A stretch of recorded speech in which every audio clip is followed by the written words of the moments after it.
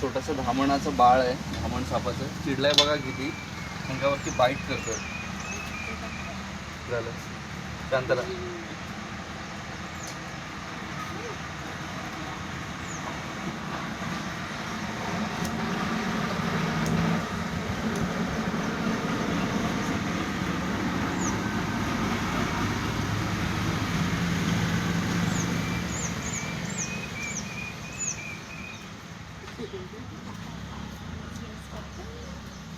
एखादा रुमाल असेल तर द्या, रुमाल.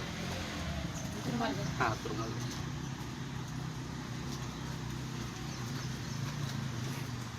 चांगला दिलात. असू दे का.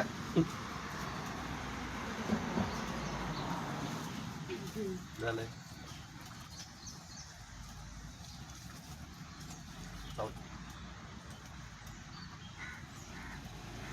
काय नाही, आपली माणसं आहेत. शांत शांत. इकडे इकडे बघूया. आपली माणसं आहेत.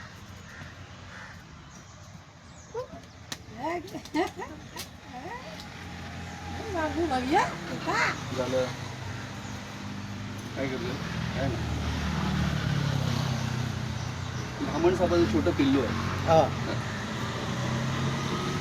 त्याला समोर हलकी वस्तू दिसली नाही की राग येतो, म्हणून तो एका जागी बसला. तुम्ही सगळे इथे होतेत ना. मी शेतावरून आलो.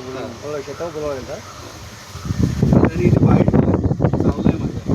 जर हा धामण साप मला पूर्णपणे माहिती नाही तर मी घाबरणार नाही. पण जर तो तुमच्या हरकेचा चावला तो तुम्हाला सापांविषयी ते माहिती नाही पडलं म्हणून तुम्ही घाबराल. तुमचं ब्लड प्रेशर वाढतं आणि विष नसतानाही तुमचा जीव जातो. म्हणून एक 4 इनविन साप आहेत, त्यांना फक्त लक्षात ठेवली ना आपण तर आपले कितीतरी जीव आपण घराजवळ आलेले वाचवू शकतो. हा एक महत्त्वाचा संदेश आहे, तो तुम्ही इतरांपर्यंत पोचवा. कारण आपण साप घराजवळ आले या भीतीने खूप घाबरून जातो.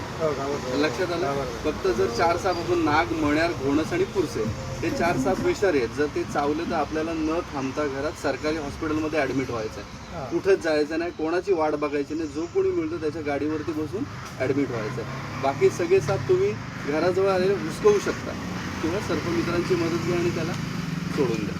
ठीक आहे. हा धामण साप. आता ह्याला ओळखायचं कसं बघा. बेटा 1 मिनिट थांब, 1 मिनिट थांब.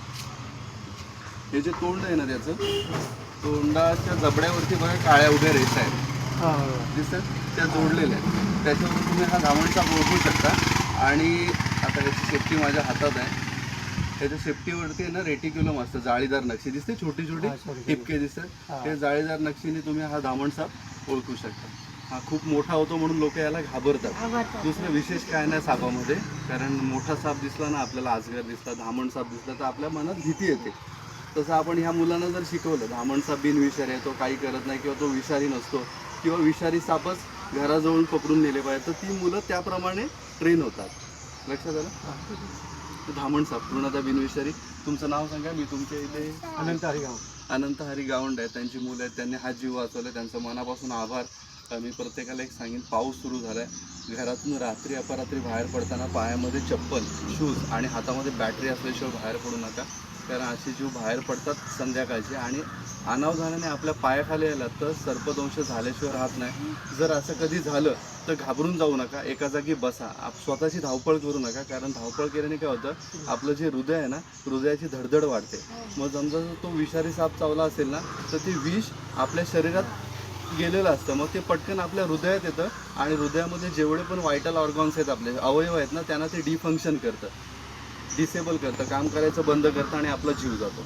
म्हणून घाबरू नका. सर्पदंश झाला तर कोणाची तरी मदत घ्या आणि जवळच्या सरकारी हॉस्पिटलमध्ये ॲडमिट घ्या. हे जमलं नाही तर कुठल्या तरी सर्पमित्राची मदत घ्या, तो तुम्हाला हॉस्पिटलपर्यंत घेऊन जाईल आणि उपचार करण्यासाठी डॉक्टरांना लवकरात लवकर सांगेल. याने काय होतं, वेळ वाचतो. जर ह्या वेळेतला जर वेळ आपण घालवला ना तर तो वेळ आपल्याला परत भेटत नाही आपल्या पेशंटला. आणि जर पेशंटचा जीव दगावणार असेल तर तो लवकर निघून जातो. ठीक आहे. आपला पेशंट सुरक्षित राहायला पाहिजे. ओके. हा धामण साप आहे, इंडियन रॅट स्नेक, पूर्णतः बिनविषारी, शेतकऱ्याचा मित्र, सर्वात जास्त उंदीर खाणारा साप आपण रेस्क्यू केला आहे. जवळ त्याच्या आदिवासात त्याला रिलीज करू. पुन्हा एकदा मनापासून धन्यवाद. थँक्यू. चला जायचं.